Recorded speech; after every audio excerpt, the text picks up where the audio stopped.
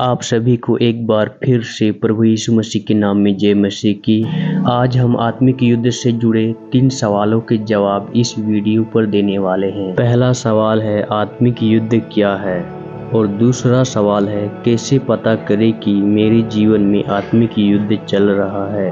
और तीसरा सवाल है, आत्मिक युद्ध कैसे करें कि सफलता को प्राप्त कर सके। तो चलिए हम पहले सवाल से स्टार्ट करेंगे। आत्मिक युद्ध क्या है? आत्मिक युद्ध मतलब आत्माओं का युद्ध। इसमें एक आत्मा दूसरे आत्मा से लड़ता है जब तक कि एक दूसरे को ना मार डाले।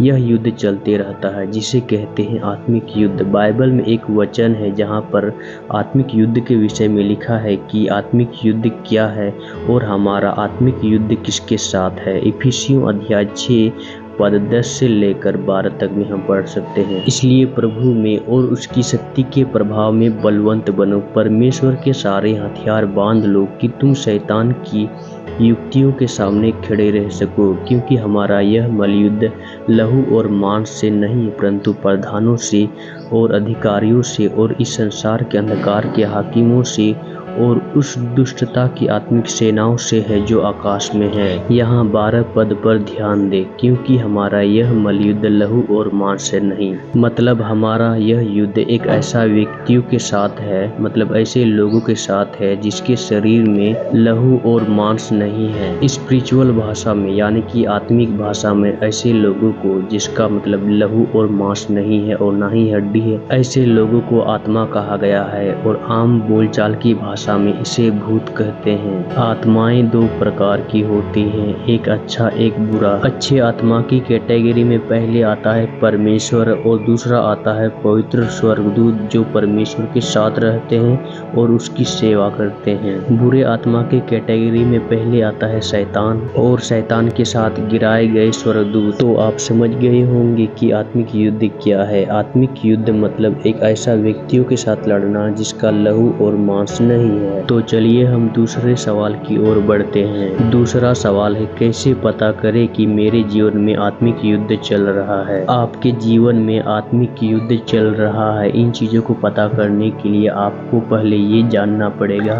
कि आत्मिक युद्ध का लक्षण क्या है। तो चलिए हम सबसे पहले आत्मिक युद्ध के लक्षण को जान लेते हैं। आत्मिक युद्ध के लक्षण में आपको ऐसा काम करने का मन करेगा जिसे परमेश्वर ने इंसानों को करने के लिए मना किया हुआ है, जैसे कि परमेश्वर की पहली आज्ञा निर्गमन अध्याय 20 में लिखा है, तू मुझे छोड़ दूसरों को ईश्वर करके ना मानना। कई बार हम परमेश्वर की जगह किसी और को दे देते हैं, जैसे कि पैसा, धन दौलत, लड़की और नशा। इन चीज़ों में हम लिप्त हो जाते हैं, यानी कि इतना मग्न हो जाते हैं पैसा कमाने के लिए हम संडे को भी छुट्टी नहीं लेते हैं ताकि हम ज़्यादा से ज़्यादा पैसे को कमा सके और हमारे जीवन में धन दौलत की बढ़ोतरी हो सके। और दूसरा चीज़, हम अपनी पत्नी या अपनी गर्लफ्रेंड की प्यार में इतना डूब जाते हैं कि हम आराधना करने के लिए और बाइबल पढ़ने के लिए और प्रार्थना करने के लिए समय निकाल ही नहीं पाते हैं। और तीसरा चीज़ है नशा। नशा में हम इतना डूब जाते हैं कि किसी को पहचानते भी नहीं हैं, यहाँ तक कि हम अपने परमेश्वर को भी नहीं पहचान पाते हैं, जिसके कारण हम इतना बुरा कार्य करने लगते हैं जो परमेश्वर के सामने घृणित यानी कि पाप है, जैसे कि व्यभिचार, गंदे काम, लुचपन, मूर्ति पूजा, टोना, बेर, झगड़ा, ईर्ष्या, क्रोध, विरोध, फूट, विधर्म, डाह, मतवालापन, लीला, क्रीड़ा। तो ये सारे बुरे कार्य यदि आपको करने का मन कर रहा है तो आप समझ जाइए आपके साथ आत्मिक युद्ध हो रहा है। और दूसरी चीज़, यदि ये सारे बुरे कार्य आपके जीवन में हो रहा है तो आप समझ जाइए कि आप परीक्षा में पड़ चुके हैं, यानी कि आप पाप कर चुके हैं। चलिए अब तीसरे सवाल की ओर बढ़ते हैं। आत्मिक युद्ध कैसे करें कि सफलता प्राप्त कर सके शैतानों के ऊपर? आत्मिक युद्ध में शैतानों के ऊपर सफलता प्राप्त करने के लिए जो आपको सबसे पहले चीज़ चाहिए वो है कवच, यानी कि आत्मिक कवच, ताकि आपका पूरा शरीर आत्मिक कवच से ढक जाए आए और जब भी शैतान आपके ऊपर वार करे तो आपका शरीर बच सके उस वार से। और दूसरा चीज जो चाहिए वो है हथियार। आप बिना हथियार के शैतान के ऊपर विजेता प्राप्त बिल्कुल भी नहीं कर सकते हैं। तो चलिए हम सबसे पहले आत्मिक कवच के बारे में जान लेते हैं। इफिसियों अध्याय 6 पद 14 से लेकर 18 में आत्मिक कवच के बारे में लिखा हुआ है, इसलिए सत्य से अपनी कमर कस कर और धार्मिकता की झिलम पहन कर और पाँव में मेल के सुसमाचार की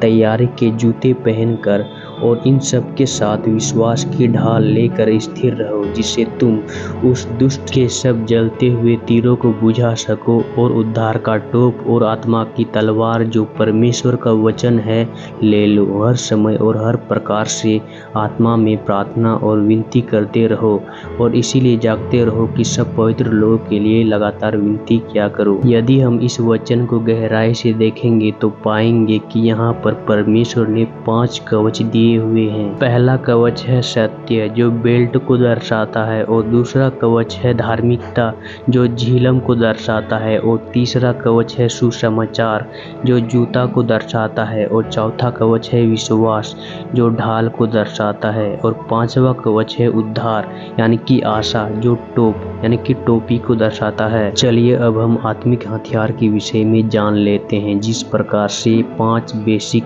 कवच है उसी प्रकार से 5 बेसिक हथियार भी हैं। आत्मिक युद्ध का पहला हथियार है प्रार्थना जो तीर धनुष या फिर भाला को दर्शाता है।